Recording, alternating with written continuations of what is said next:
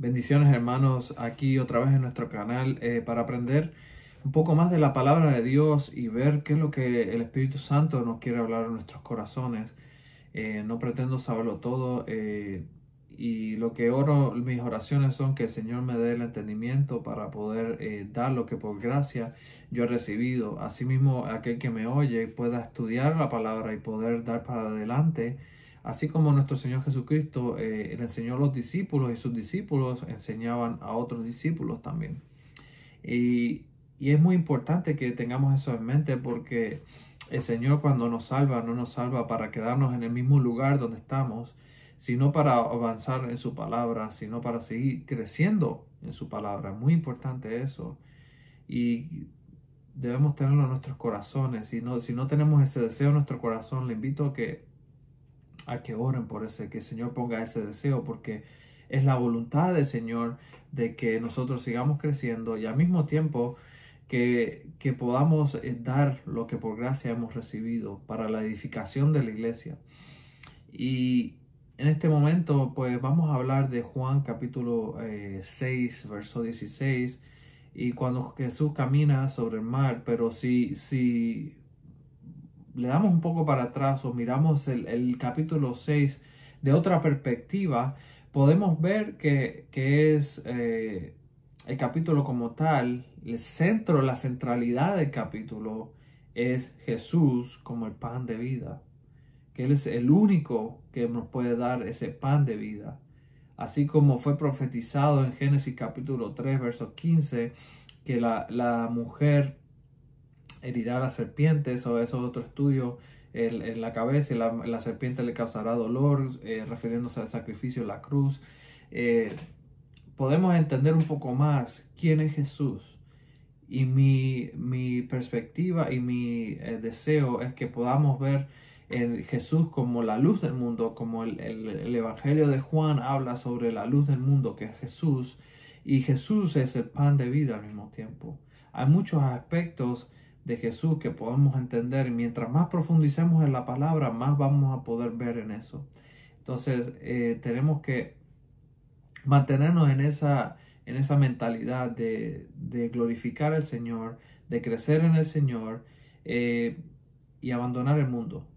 Y eso es una guerra constante que vamos a tener, de no seguir los preceptos de este mundo, sino seguir los preceptos bíblicos, que es Jesús nuestro Señor. Y cuando nosotros decidimos abandonar el mundo en creer en el Señor Jesucristo, se supone que, como dice Romanos 12:1, que presentemos nuestros cuerpos como sacrificios vivos, que tengamos la disciplina de la oración, la palabra.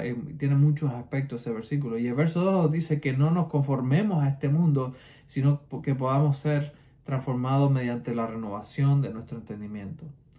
Y esa parte de renovación es el leer, entender y estudiar la palabra de Dios. Y es muy importante que tengamos eso en mente. Entonces, en el episodio anterior vimos cómo Jesús le dio de comer a los 5,000, y en ese momento después, cuando lo intentaron, la intención de ellos era hacerlo rey o crear un tipo de revolución, que era lo que tenían en mente, como la mente humana puede pensar. Pues Jesús se retiró, y entonces los discípulos fueron al mar. Entonces Jesús se le aparece en la noche, mientras los discípulos están en ese mar, en el mar de Galilea.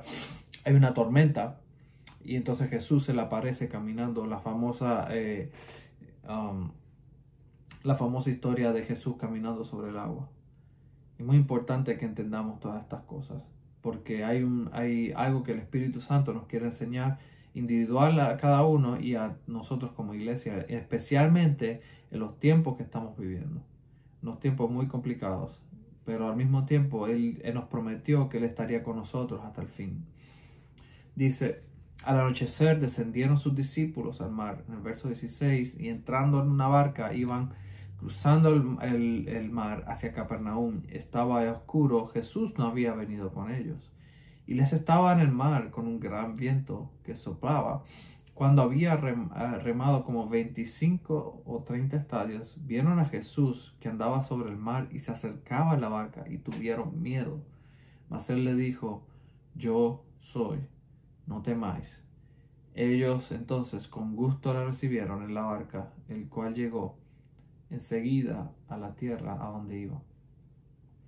Vemos, disculpen, esta no es la narrativa de la tormenta, que calma la tormenta, sino que ellos fueron al mar y estaban remando y fueron un periodo largo y Jesús se les apareció y ellos tuvieron miedo. Pero no fue hasta que Jesús habló que ellos reconocieron la voz de él. Y la pregunta que tengo para aplicación diaria: ¿nosotros podemos reconocer la voz de Jesús en las circunstancias de nuestra vida? Nosotros podemos, cuando leemos la palabra, podemos reconocer la voz de nuestro Señor Jesús cuando leemos la palabra, y como cuando vamos a las circunstancias de nuestra vida que tenemos ciertos problemas, podemos ver a Jesús en ese mar de circunstancias, Él hablándonos y diciendo a nuestro corazón lo que debemos hacer o lo que debemos decir, lo que debemos pensar. ¿O realmente no reconocemos la voz de Jesús? Y eso es muy importante. ¿Cuánto tiempo nosotros estamos en la palabra del Señor? Porque si no estamos en la palabra del Señor, no vamos a reconocer su voz. Entonces, si no podemos reconocer su voz, ¿realmente nosotros somos salvos? Como dice, yo sigo repitiendo este versículo bíblico porque es sumamente importante. Segunda de Corintios 13:5 dice: analizaos si estamos en la fe. Si realmente estamos realmente creemos en Él, confiamos en Él totalmente y somos salvos. Porque puede ser que creamos, hay mucha gente hoy en día que puede ser que crean que son salvos, pero realmente no lo son. Y eso es bien importante analizarlo.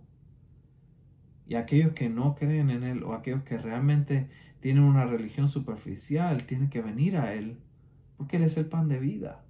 Él es el único que puede apaciguar esa ira de Dios sobre aquellos que se pierden. Porque aquellos que no creen en Jesús están bajo la ira de Dios. Dios es santo y Él tiene que castigar el mal. Pero si nosotros creemos en Jesús, ya Jesús fue a la cruz en nuestro lugar. Lo único que Él nos pide es que confiemos en Él.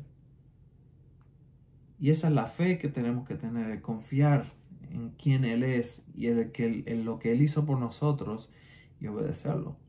Eso es otra parte. No podemos decir que confiamos en Él y no lo obedezcamos, porque si no lo obedecemos es una señal de que realmente no estamos en Él.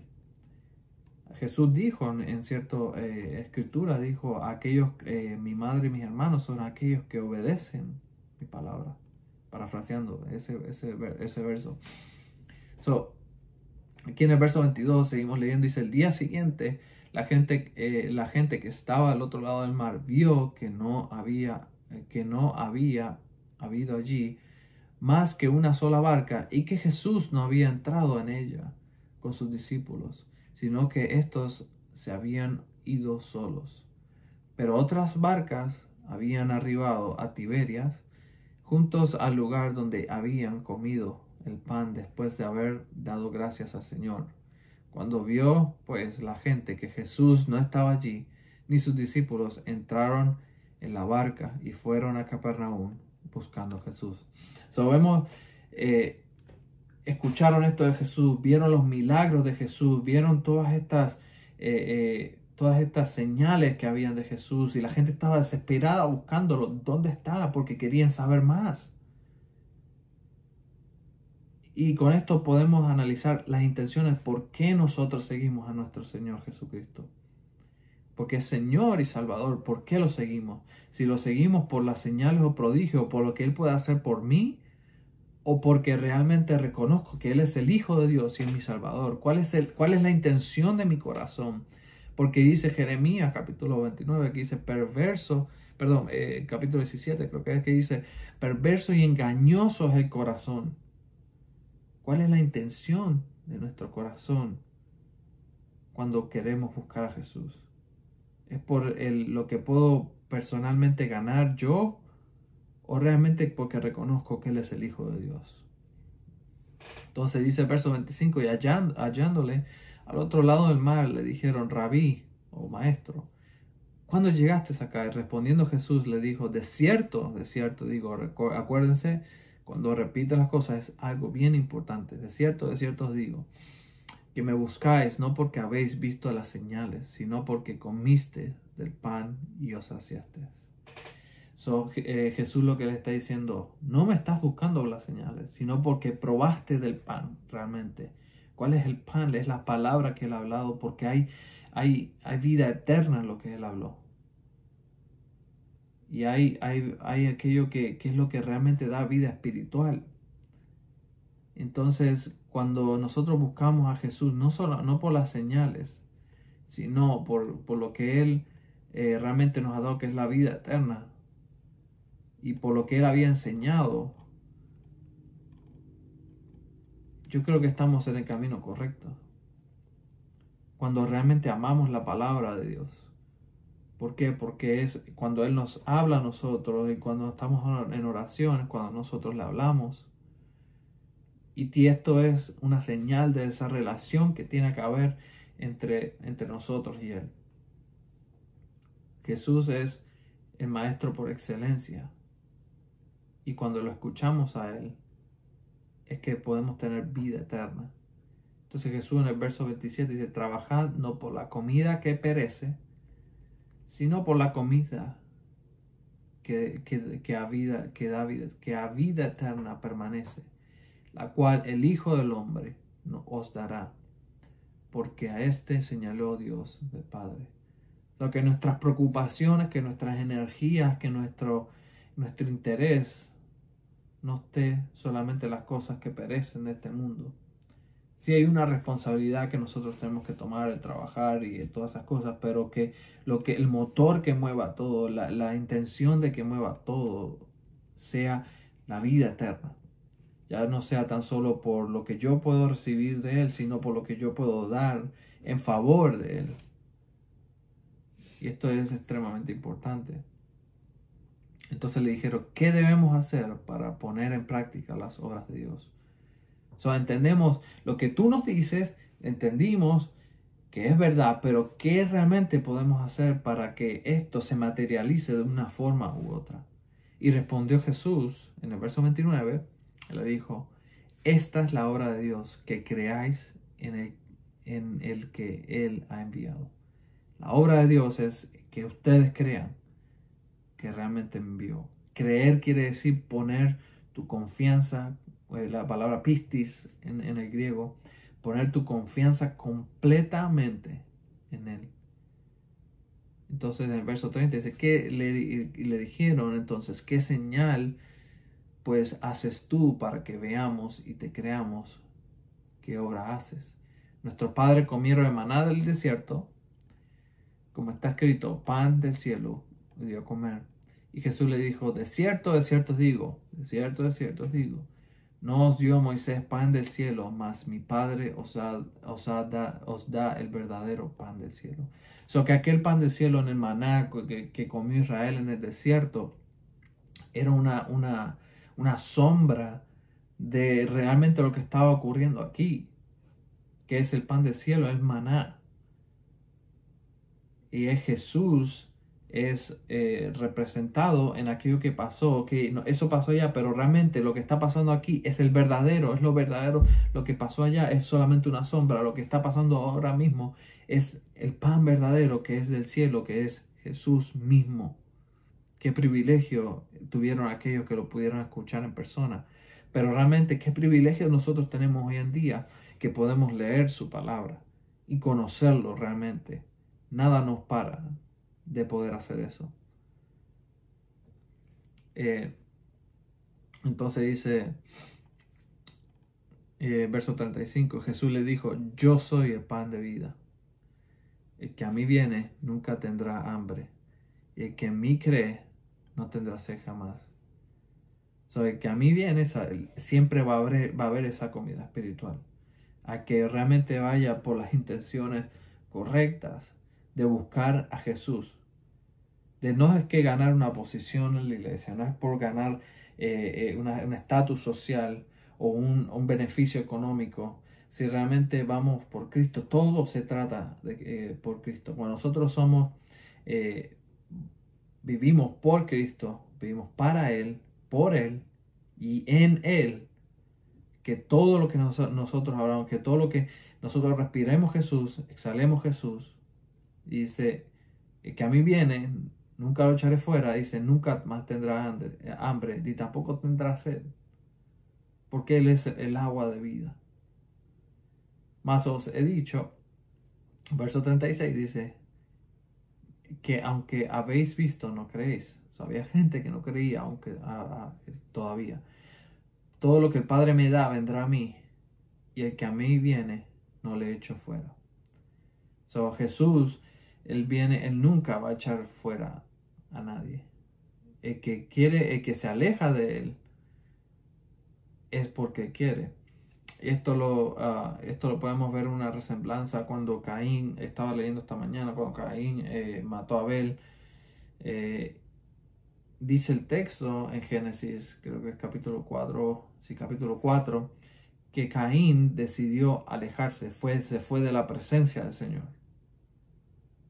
Y asimismo, si nosotros decidimos prestar atención más a otras cosas, entretenimiento o otro tipo de cosas, en vez de quedarnos en su presencia, en su voluntad, es nuestra decisión. Pero el que viene a mí, dice, Él nunca lo va a echar fuera. Y Él siempre dice, en Filipenses, dice que aquel que comenzó la obra en ti, él mismo la perfeccionará hasta el día que venga Cristo. O muramos. Muramos me refiero en la tierra, porque aquel que cree en Él no muere realmente, sino que espera el día de la resurrección. Dice el verso 38, creo que 38 y 39, ahí vamos a parar, pero dice, porque he descendido del cielo, no para hacer mi voluntad, sino la voluntad de que me envió. Y esta es la voluntad del Padre, el que me envió, que todo lo que me diere, no pierda yo nada, sino que lo resucite en el día posterior. Entonces, vemos, el que descendió del cielo no es para hacer mi voluntad, sino, ¿qué es lo que nosotros queremos hacer? ¿Cuál es la voluntad de nosotros? La voluntad de nosotros debe ser el hacer su voluntad. Sencillo y claro. Pero cuando Pablo viene y escribe a los filipenses, creo que en el capítulo 2 habla de que muchos los abandonaron porque buscan los deseos de este mundo, buscan su propia voluntad en vez de buscar la voluntad del Padre. La voluntad del Padre es el Evangelio, es esparcir el Evangelio, es que aquellos que hayan creído crezcan en el conocimiento del Señor Jesucristo y de la misma manera puedan glorificar a Dios en todo lo que hacen. Pero aquel que busca su propia voluntad, que quiere hacer que sus propias ideas, incluso pensando que realmente puede estar sirviendo a Dios, pero realmente se están sirviendo a sí mismo, tenemos que tener mucho cuidado porque nosotros no somos exentos de eso, somos muy vulnerables al querer buscar nuestra voluntad en todo. Entonces, y eso se puede traducir en una rebelión. Inconscientemente, pero podemos ser rebeldes en contra de la voluntad del Señor. ¿Qué es lo que el Señor nos pide? Un rendimiento absoluto en nuestro corazón hacia Él. Muchas traducciones de la Biblia, voy a buscar un ejemplo y cierro con esto, hablan de que, por ejemplo, Pablo, siervo del Señor Jesucristo, Santiago, siervo del Señor Jesucristo. Realmente, cuando vemos la traducción en el griego, no digo que sea una traducción mala o totalmente errónea, pero no es la mejor que se asemeja a eso. Yo creo que cuando dice que nosotros somos siervos, la palabra en el griego es doulos, y los doulos quiere decir realmente esclavos. Nosotros debemos ser esclavos. Para ese esclavo, que no está en contra de su voluntad, sino que yo le decidí rendir mi voluntad completa hacia Él para glorificarlo, porque Él va a tomar las mejores decisiones para mi vida. Y mi vida no es para vivirla como yo quiera, sino para Él, para glorificarlo. Y cuando nosotros entendemos eso, podemos entender muchas otras cosas, porque según nosotros somos fieles a Él, Él nos va abriendo la visión espiritual, Él nos va dando más entendimiento de su palabra. Cuando entendemos un poco más de su palabra, es que Él vamos a seguir creciendo en Él. Pero esto, cuando entendemos un poco más, es para obedecerla, porque si no la obedecemos, estamos siendo infieles. Pero es la voluntad del Señor que sigamos creciendo en la palabra. Pues nada, hasta aquí los dejo. Espero que esto haya sido de edificación. Y nada, trataré de seguir haciendo más videos. Me gusta mucho la profecía. Voy a tratar de hacer algunos de la profecía porque creo que es muy importante ver lo que está pasando en los eventos mundiales desde la perspectiva bíblica. Y nada, que poder edificar a muchos aparte de eso. Que el Señor los bendiga.